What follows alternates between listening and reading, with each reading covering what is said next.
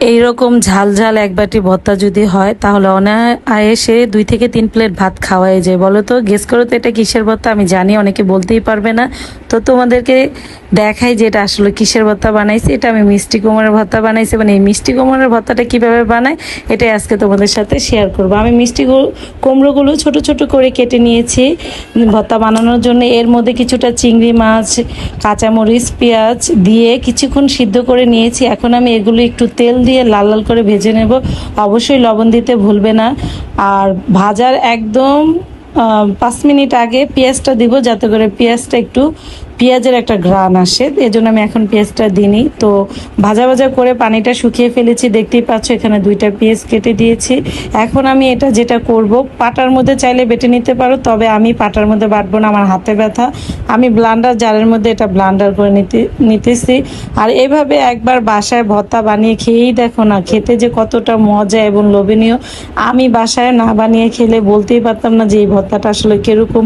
একটু ঝাল ঝাল, একটু মিষ্টি মিষ্টি এবং অনেক মজা লাগতেছিল চিংড়ি মাছটা দেওয়ার কারণে। তো আমি এই যে ব্লান্ডার জারের মধ্যে দিয়ে দিলাম। এখানে আর এক্সট্রাভাবে এখন লবণ অ্যাড করিনি, যেহেতু আমি ভাজা করার সময় কিছুটা লবণ দিয়ে দিয়েছিলাম। আর এই যে ধনেপাতা দিয়ে আমি এটা খুব ভালোভাবে ব্লান্ডার করে নিচ্ছি।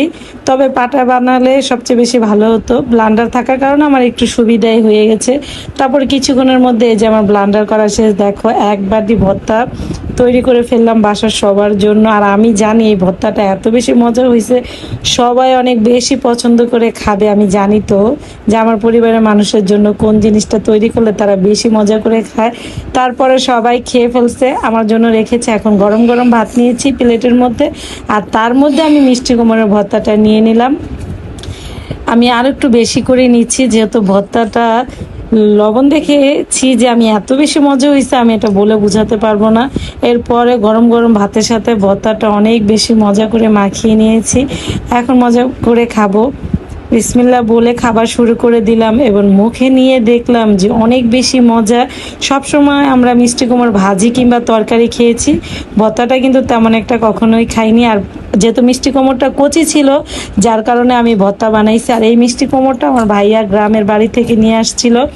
অর্ধেকটা অংশ দিয়ে আমি একদিন চিংড়ি মাছ দিয়ে খেয়েছি এবং বাকি অর্ধেকটা অংশ আজকে ভর্তা বানাইছি। আর এই ভর্তাটা দিয়ে ভাত খাওয়ার পরে বাসার সবাই অনেক বেশি প্রশংসা করছে যে আসলে সত্যি মিষ্টি কুমড় দিয়েও ভর্তা বানানো যায়। তো ফেলে দেওয়া ছোলকা দিয়েও কিন্তু মিষ্টি কুমড়ের যে ছোলকাটা থাকে ওইটা দিয়েও চাইলে তুমি ভর্তা বানাতে পারবা। আমি খাই মাঝে মাঝে মাছ দিয়ে মিষ্টি কুমড়ের ছোলকার ভর্তাটা, কিন্তু আজকে আমি মিষ্টি কুমড়ের ভর্তাটা বানাইছি। তো ভিডিওটা কেমন লাগছে অবশ্যই কমেন্ট করে জানাবা। তোমরাও চাইলে বাসায় ট্রাই করে দেখতে পারো। আজকের মতো বিদায় নিচ্ছি, আল্লাহ হাফেজ। আর সবাই আমার জন্য দোয়া করবে আর নতুন নতুন রেসিপি নিয়ে যেন হাজির হতে পারি।